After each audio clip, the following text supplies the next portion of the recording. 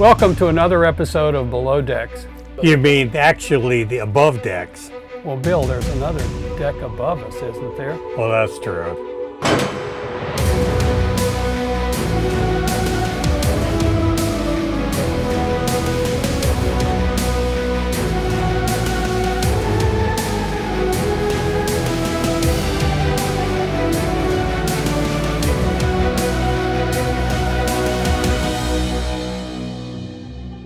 Welcome to Below Decks.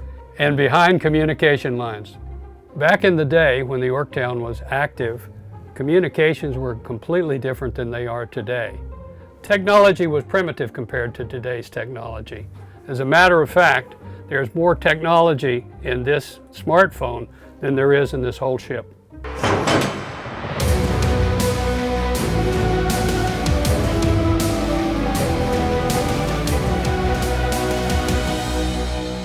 So Dave, where are we now? Bill, we're in Radio 3, which was one of the 14 radio rooms on the Yorktown when she was active. This is Radio 3, was called supplemental radio, and it is for high frequency communication. So if the ship is away, if it's in the Pacific and it needs to talk to San Francisco or Hawaii, they would use this kind of equipment to talk. And they would normally use Morse code because Morse code is easier or more effective at long distances and poor propagation than voice is. Okay, Dave, I'm looking at the typewriter and I see letters in there in little groups. Do those have some particular meaning? These are coded groups, Bill. This is a secret or classified message sent in code. From here, they would go to the crypto room, they would be decrypted, then they would be distributed around the ship to the captain or the admiral or whoever they were going to. So are they transported just by one of the radio men? Well, they could either, a radio man could take it to the crypto room, or it could be sent by the pneumatic tube there. So what am I looking at? Am I looking at receivers and transmitters, or? These four receivers are for very low frequency, medium frequency, and high frequency. And the radio communication would choose the particular frequency band that it needed depending on the propagation. So are the transmitters in here too? Yes, these two units right here are transmitters and receivers. So they would be used for transmitting, these would be used for receiving, these are all receivers here. So would it actually be quiet in here like it is right now, or we're not hearing anything? To answer your question, it would be quiet because the radio operators all wore headphones, both when they were receiving and also when they were transmitting. They would wear a headset. So how long would an operator sit on a set like that? About eight hours. Okay. Eve day mid shift, about 8 hours each. They'd sit on that for the whole 8 hours, yes. Or would they rotate and get a break every once? No. They say, well, they might smoke a cigarette and have a cup of coffee, but if messages were coming in, they would sit there 8 hours a day.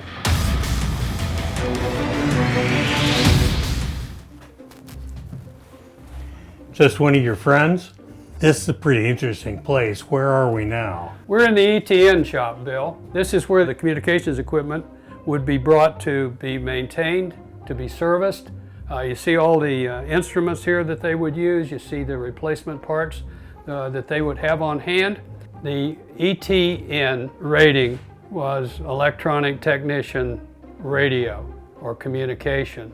So they specifically maintained these 14 radio rooms that were on the Yorktown. Did they just maintain the radios on the ship, or did they also handle the aircraft radios in there? They only maintained the radios on the ship, Bill, and these guys would either bring the equipment back here to be serviced, or they would service it in the individual radio rooms. So this wouldn't normally be a watch station that somebody stands in all day, right? No, it wouldn't. Just the maintenance facility? Right. The office next door would take the equipment in and then move it to this room, and a technician would be called to deal with it. Did any of this equipment have to go out to be calibrated somewhere? Yes. Or did they do Yes. that? Yes. The oscilloscopes, the frequency meters, and all this had to be calibrated on a regular basis. So you couldn't get too many people in here. I assume that there'd be at least 2 people just for safety, if nothing else. There would usually be a supervisor here and then a technician who did the servicing. So Dave, what is this place? This is Flag Message Center, Bill. This is where the admiral would communicate with the other ships, and if they were at radio silence, if they were observing radio silence, they would use ultra high frequency communication, because that's more line of sight than the high frequency propagation that we talked about down in the main radio room. Okay. Yeah, there doesn't seem to be a lot of equipment in here. No, there's not. Just the UHF transceivers that were used for the communication, and there would be an operator here who would pass the messages back and forth and up to the admiral. So electronically, they would use the radio, but how would they pass regular messages back and forth in these spaces?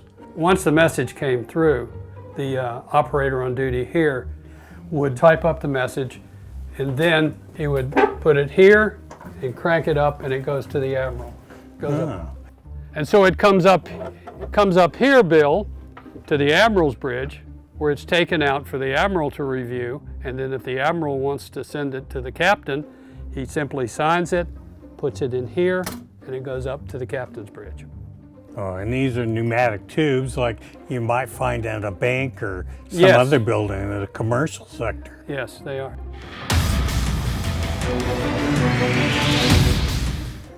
So Dave, here we are in a radio room at the Laffey. I notice it looks a little different. Is there more than one radio room on this ship? There's actually one across the passageway, Bill. There are some transmitters in there, but this is the main radio room. Okay. So all the messages go in or go out from the ship come in here. That's correct. That's correct. And when they come in or they go out, they can be patched to any point on the ship.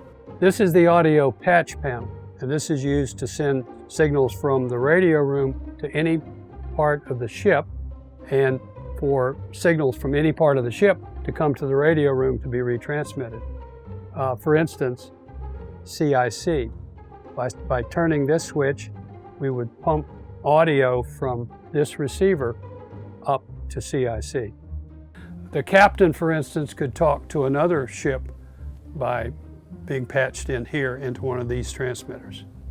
And these are the antenna tuners, and this matches the antennas to the transmitter. And they're used to resonate the antennas depending on which frequency that transmitter is transmitting on, to resonate the antenna so it's resonant.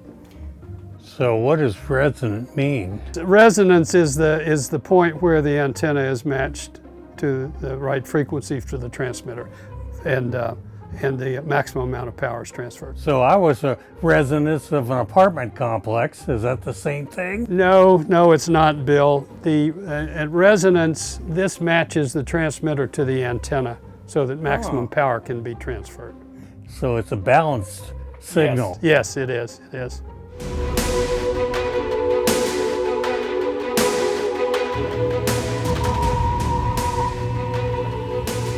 So Dave, here we are in Combat Information Center, CIC, which I assume is where a lot of the information down there in radio would eventually make its way up to. Yes, they do. Through this patch panel here to one of these remote handsets. Well, this area certainly looks familiar. Really? If I'd have been on the Laffey, this is where I would have worked. Really? This is sonar control. Wow. The equipment in here is used as a sensor system to find anything under the water that would be around the ship. 5 degrees relative. 355 degrees relative. And the area out here is called the underwater battery plot. It has a fire control computer and also control panels, so if any weapons needed to be fired at the submarine, they'd have been fired from in here. You call this a computer? Yes, that is a computer. It doesn't look like one. It's probably not got quite as much capability as your phone. Wow. So this shows you that this has been on a ship since the time they had depth charges in World War II. So you can increase or decrease various angles so that they can get around the submarine. Since we on this ship are actually 10 or 15 feet above the water, so you have to account for that extra distance. It doesn't do a lot of things, but what it does do is it does good. Impressive, Bill. So Dave, you brought me out here to the comm shack and the Vietnam experience. Tell me what I'm looking at and how is this all organized? Okay, Bill. Primarily, these are VHF and UHF radios to talk to the aircraft. These are VHF radios to talk to the patrol craft, the control boats, talk to artillery, and talk to air. That would seem to me to be pretty important. What kind of training do those guys get? They go to radio school to become radio operators. They learn the phonetic alphabet, they learn operating procedures, and they learn communication security, which is very important. What do we have on this last table in here? Bill, we have a survival radio that downed pilots would use to talk to friendlies. We have the PRC-25, which is what the infantry units would use for communication with artillery, also for communication with aircraft, and communication with the ship if they were close enough. If the ship was farther offshore, an Anglico unit would use this transceiver to communicate with the ships for gunfire support. Same location, over. We're taking fire from roughly 301. Okay, building 113.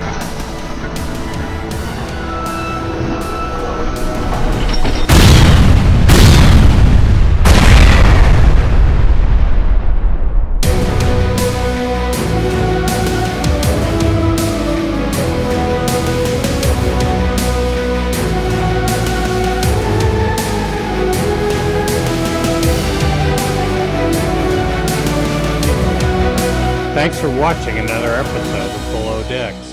Behind communication lines.